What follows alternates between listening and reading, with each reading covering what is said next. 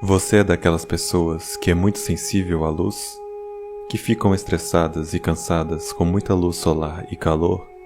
E que quando chega o fim da tarde para a noite, parece que a vida muda de significado, sentem um acolhimento na escuridão, uma estranha paz ou inquietação intuitiva pela noite? Então você é uma pessoa que está desenvolvendo a sua glândula pineal. Ou então você sempre foi assim, uma pessoa que está mais no outro lado do que nesse.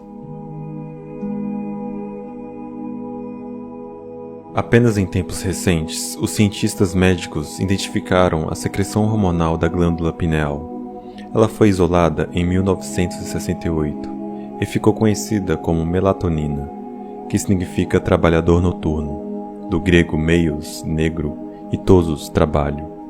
Porque pessoas com alta produção de melatonina reagem fortemente à luz do sol, que afeta sua capacidade mental. Por conta disso, eles são ativos à noite, e a melatonina é chamada hormônio da escuridão, pois é produzida apenas à noite ou no escuro. Os cegos produzem quantidades acima da média de melatonina, que intensifica seus outros sentidos.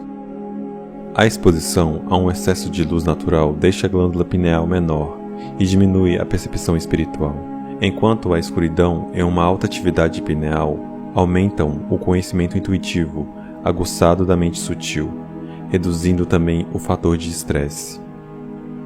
A melatonina é produzida pela glândula pineal por meio de um mensageiro químico ativado chamado serotonina. Ela transmite impulsos nervosos pelos pares de cromossomos no momento em que os núcleos das células e os cromossomos se dividem para combinar com outras metades quando dá fertilização, que é chamado de meiose. A melatonina também melhora e auxilia o sistema imune do corpo. Pessoas com secreções pineais altas têm menos probabilidade de desenvolver doenças cancerígenas.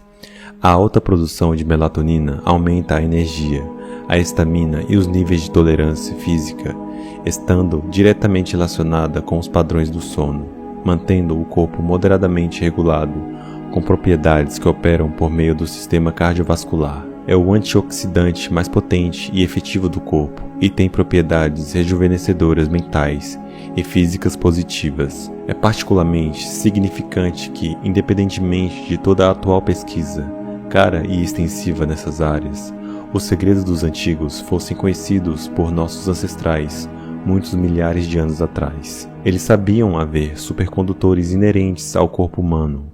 Eram os elementos de consciência individual que eles chamavam de corpo leve, o K. Sabia que tanto o corpo físico quanto o corpo leve tinham que ser alimentados para aumentar uma produção hormonal. E o alimento principal para o último era chamado de Shenyana. Ele era fabricado pelos mestres artesãos dos templos, os guardiões da Casa do Ouro, com o propósito expresso de deificar os reis. Na forma de uma pinha e com o tamanho de um grão de milho, a glândula pineal está em uma posição central no cérebro, embora fora dos ventrículos e sem fazer parte da matéria cerebral. O filósofo francês e cientista óptico René Descartes pensou que ela fosse a sede da alma, o ponto em que a mente e o corpo se unem. Os antigos gregos pensavam da mesma maneira, e no século VI a.C., Herófilo descreveu a glândula pineal como um órgão que regulava o fluxo do pensamento.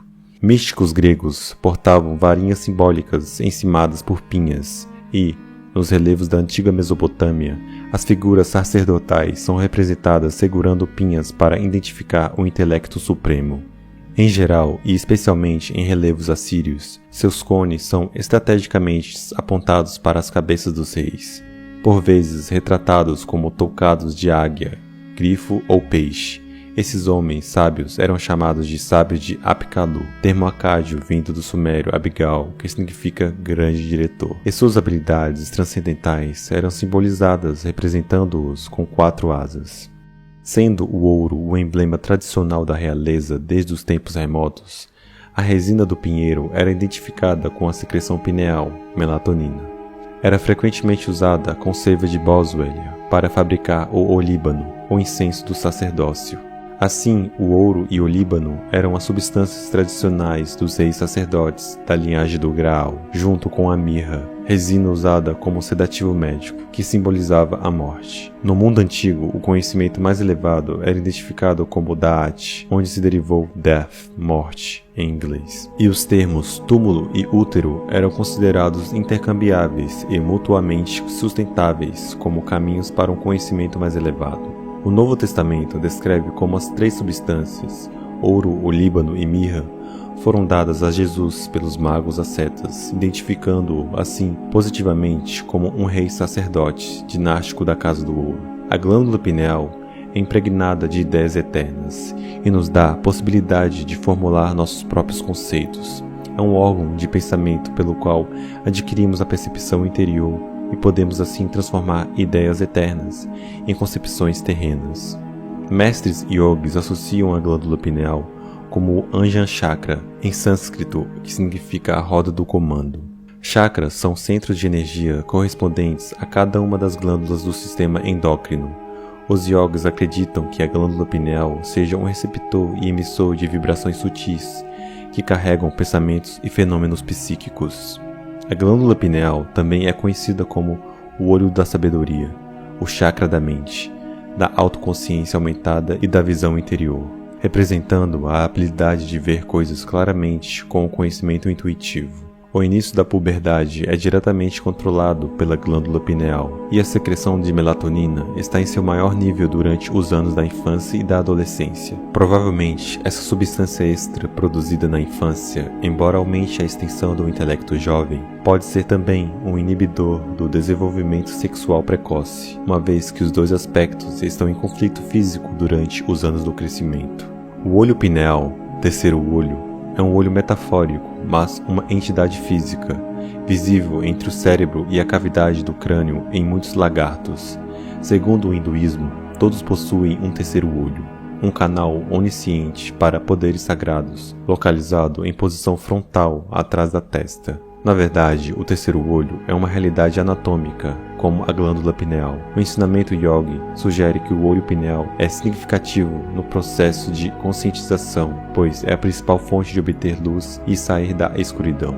Uma pessoa espiritual perceberá automaticamente com o terceiro olho, o olho sutil do discernimento, em vez de ser enganada por olhos mundanos que apenas identificam presenças físicas. Tais presenças são definidas por sua localização no tempo. Mas para o graduado pineal não há tempo para calcular, pois ele ou ela vive em uma dimensão em que o tempo e espaço pouco influenciam. Estamos todos rodeados e bombardeados por campos de pensamento. Os pensamentos que dizemos nossos são como uma radiofusão universal contínua. Alguns pensamentos têm origem cósmica, enquanto outros são pequenas radiofusões de estações locais. A glândula pituitária é o principal receptor de rádio, canalizando todos os comprimentos de ondas e frequências. Ela transmite frequências selecionadas por meio de secreções diretamente à glândula pineal, que amplifica certas faixas para transmiti-las pelo corpo. A glândula pineal tem total controle sobre o que se transmitirá ou não por meio de sua regulada produção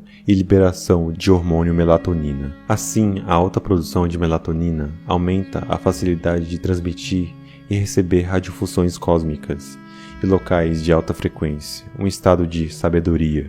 A esse respeito, é interessante notar que se descobriu que o olho pineal contém partículas granulares muito finas, semelhantes a cristais em um equipamento receptor sem fio.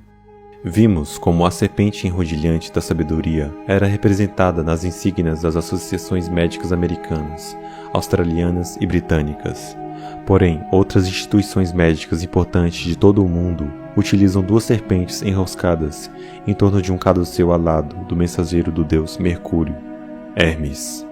Nesses exemplos, o bastão central e as serpentes representam a medula espinhal e o sistema nervoso sensorial, e as 2 asas significam a estrutura ventriculares laterais do cérebro. Entre essas asas, acima da coluna espinhal, mostra-se o pequeno nó central da glândula pineal. A combinação da pineal central e suas asas laterais são citadas em alguns ciclos yogis como o cisne, o que simboliza o ser totalmente iluminado. É o reino de extrema consciência do Graal, realizado pelos cavaleiros medievais do cisne.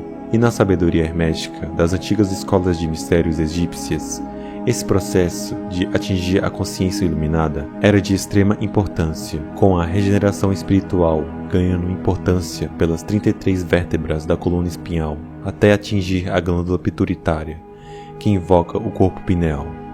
A ciência dessa regeneração é uma das chaves perdidas da sabedoria, e esta é a razão pela qual a verdadeira maçonaria antiga foi fundada sobre 33 graus.